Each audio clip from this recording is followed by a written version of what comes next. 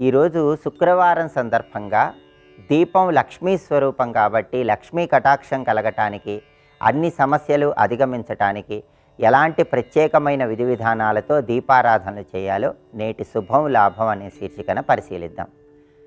కార్యసిద్ధిని త్వరగా పొందటానికి, శుభము లాభము చేకూరటానికి ప్రత్యేకమైన దీపారాధనలు విశేషంగా సహకరిస్తాయి. ఎప్పుడైనా సరే మీ ఇష్టదేవత ఆలయ ప్రాంగణంలో బియ్యపు పిండి, గోధుమ పిండి ఈ రెండు సమాన భాగాలుగా కలిపి బెల్లం తురుము, ఆవు పాలతో కలిపి పిండి దీపాలు తయారు చేసుకొని ఆ పిండి దీపాలు దేవాలయ ప్రాంగణంలో వెలిగించినట్లయితే మనోభీష్టాలు త్వరగా నెరవేర్చుకోవచ్చు, కార్యసిద్ధి ఏర్పడుతుంది. వివాహపరమైనటువంటి ఆటంకాలు ఎక్కువగా ఉన్నవాళ్ళు, జాతకంలో వివాహపరమైనటువంటి దోషాల వల్ల వివాహం ఆలస్యం అవుతున్న వాళ్ళు, త్వరగా పెళ్ళిళ్ళు నిశ్చయం కావాలంటే మీకు దగ్గరలో ఉన్నటువంటి దత్తాత్రేయ ఆలయ ప్రాంగణంలో బియ్యపిండి, బెల్లం తురుము, ఆవు పాలు కలిపి తయారు చేసిన పిండి దీపంలో ఆవు నెయ్యి పోసి దీపాలు వెలిగించండి. వివాహపరమైన సమస్యల నుంచి సులభంగా బయటపడవచ్చు.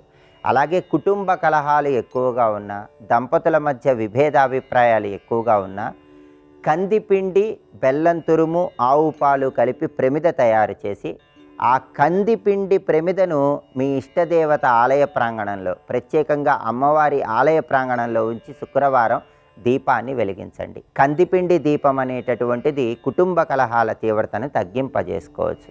అలాగే దృష్టి దోషాలు ఎక్కువగా ఉన్నా, శత్రుబాధలు ఎక్కువగా ఉన్నా పొట్టు తీయని మినుముల నుంచి వచ్చినటువంటి పిండిని తీసుకొని ఆ పొట్టు తీయని మినుముల పిండి, బెల్లం తురుము, ఆవు పాలు కలిపి ప్రమిద తయారు చేసి ఆ ప్రమిదను శుక్రవారం అమ్మవారి ఆలయ ప్రాంగణంలో ఉంచి నువ్వుల నూనె పోసి దీపాన్ని వెలిగించండి. ఈ మినుముల దీపం అనేటటువంటిది నరదృష్టి, శత్రుబాధలు వీటన్నిటి నుంచి సులభంగా బయటపడటానికి విశేషంగా సహకరిస్తుంది. అలాగే జీవితంలో ఆకస్మికంగా ఎలాంటి కష్టాలు రాకుండా ఉండటానికి, జీవితంలో ఆకస్మికంగా ఎలాంటి ఉపద్రవాలు రాకుండా ఉండటానికి, ఒకవేళ అనుకోకుండా సమస్యలు వచ్చినా సరే ఆ సమస్యల నుంచి బయటపడటానికి శుక్రవారం సందర్భంగా అమ్మవారి ఆలయ ప్రాంగణంలో ఒక శక్తివంతమైన ప్రత్యేకమైన దీపాన్ని వెలిగించాలి.